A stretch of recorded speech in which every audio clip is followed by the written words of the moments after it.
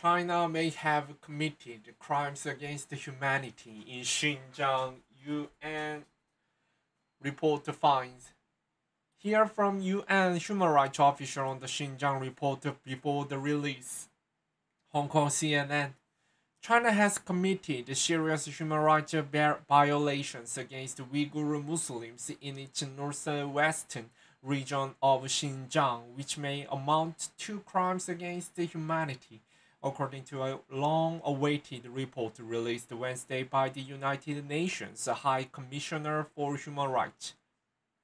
The details of 45-page report published just minutes before outgoing Commissioner Michelle Bachelet's term in office came to an end at midnight Geneva time had been repeatedly delayed and its release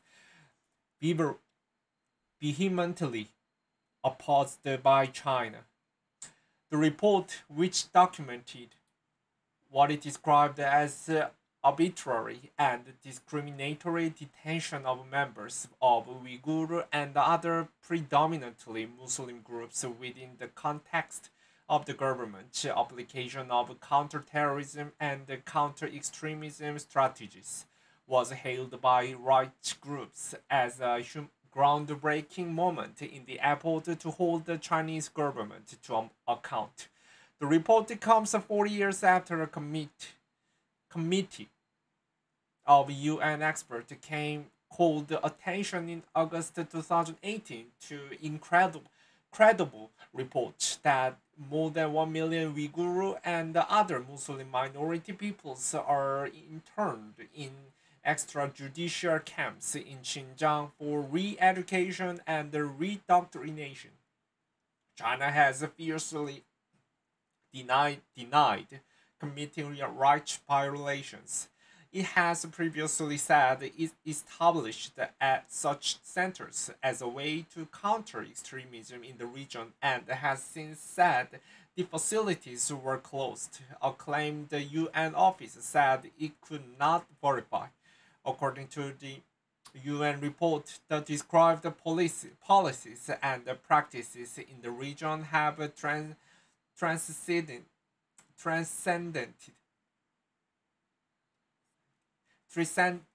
transcended borders, separating families and severe inhuman contact, while causing particular suffering to affected Uyghur, Kazakh, and other predominantly Muslim minority families, exacerbated by patterns of the intimidations and threats against the members of the diaspora community speaking publicly.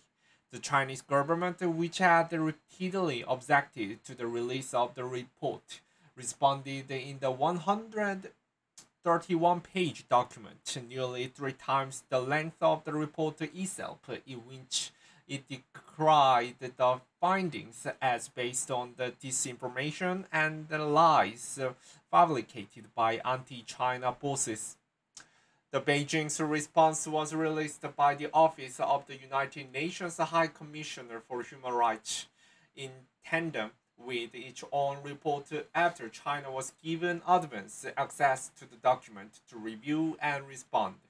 Separately, on Thursday, the spokesperson for the Ministry of Foreign Affairs said China rightfully rejects the report, which it called invaried and illegal. The spokesperson also accused the Office of High Commissioner of being reduced to the role of a hitman and accomplice of the US and the West in their effort to control developing countries. While the report was welcomed by some Uyghurs overseas and human rights activists as any move toward further investigation, as called for the report, would need approval from UN member states in the body where China holds considerable sway. Action on other recommendations in the report, such as the release of arbitrarily detained individuals and the clarification of the whereabouts of missing individuals would depend on the cooperation of Chinese government. Inside Xinjiang, the report focuses on what it described as arbitrary detention and related the patterns of the abuse within what Beijing claims were vocational education and training centers between 2017 and 2019. It concluded that the descriptions of detentions during this period were marked by patterns of torture or other forms of cruel, inhuman, or degrading treatment or punishment. The report details findings from what the Office of the High Commissioner describes as years of effort to analyze and assess public documents, open source, and research materials. It also includes information gathered from interviews with 40 people of Uyghur, Kazakh, and Kyrgyz ethnicity. 26 of the interviewees reported that they had been either detained or had worked in various facilities in Xinjiang. The extent of arbitrary and discriminatory detention of members of Uyghur and other predominantly Muslim groups may constitute international crimes, in particular crimes against humanity, according to the report. The UN report said China's anti-terrorism law system is deeply problematic from the perspective of international human rights norms and standards, and has in practice led to the large-scale arbitrary deprivation of liberty of Uyghurs and other Muslim communities. While the High Commissioner was blocked by Beijing from conducting on-the-ground investigation, the report did include descriptions from those who had experienced the so-called vocational and education training centers in Xinjiang in their own words. I was told what I was there for and how long I would be there. I was asked to confess the crime, but I did not know what I was supposed to confess to. One person interviewed by the office said, according to the report. The report also said almost all interviewees described either injections, pills, or both being administered regularly, which made them feel drowsy. While some interviewees also spoke of various forms of sexual violence, including some instances of rape, as well as various forms of sexual humiliation, including forced nudity, according to the report.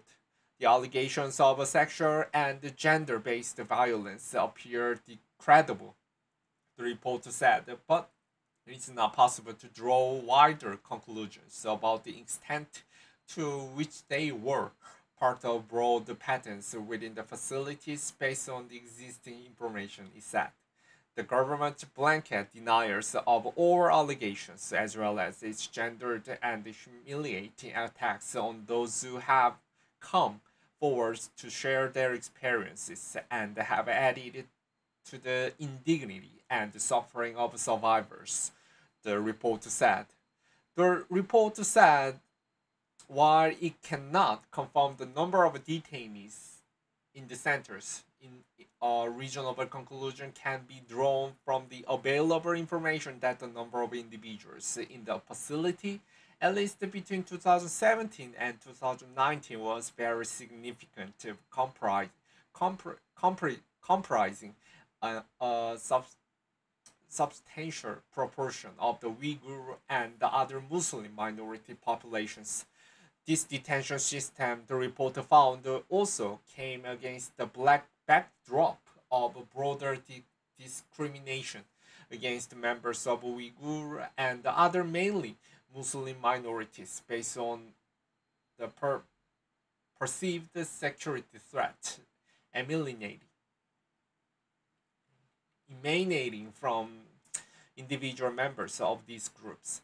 Those have included undue restrictions on religious identity and expression, and on the right to privacy and movement. The report also pointed to serious indications of a violation of a reproductive rights through the coercive and discriminatory enforcement of family planning and birth control policies. It also addressed the allegations of forced labor in the region, stating that employment schemes for the purport, purported purposes of poverty alleviation and the prevention of extremism may involve elements of coercion and discrimination on religious and ethnic grounds. In its response Wednesday, Beijing said the report distorts China's laws and policies. All ethnic groups, including the Uyghur, are equal members of the Chinese nation. The China's response said Xinjiang has taken actions to fight terrorism and extremism in accordance with the law, effectively curbing the frequent occurrences of terrorist activists. At present, Xinjiang enjoys the social stability, economic development, cultural prosperity, and religious harmony. People of all ethnic groups in Xinjiang are living a happy life in peace and contentment. A separate statement from China's mission to the UN in Geneva described the report as the first planned by the US, Western countries, and anti-China forces, adding, the assessment is a political tool and a polarized document that ignores the fact. What's next? Throughout the past 4 years, the international community within the UN has done little about the allegations of human rights abuses in Xinjiang. Countries in its main human rights body have not agreed to any formal call for a probe, while appeals from UN experts for China to allow for rights monitoring have been met with fierce deniers of wrongdoing from Beijing and no invites for free access to come see for themselves. That deadlock within the UN has heightened the attention and importance of the High Commissioner's report for those who have sought to call China to account within the international system. The report will not clear the political challenges to advancing calls for a formal UN investigation, as China holds a significant sway among UN member states. But rights activists have said it should be a wake-up call for international action. Omer Kanat, executive director of the Uyghur Human Rights Project, called the report a game changer for the international response to the Uyghur crisis. Despite the Chinese, despite the Chinese government strenuous deniers, the UN has now officially recognized that horrific crimes are occurring, he said in a statement signed by the group of 60 Uyghur organizations from 20 countries. CNN's Richard Loth and Caitlin Hu in New York, Georgie Angus in London, and Nectar Gunn in Hong Kong contributed to this report.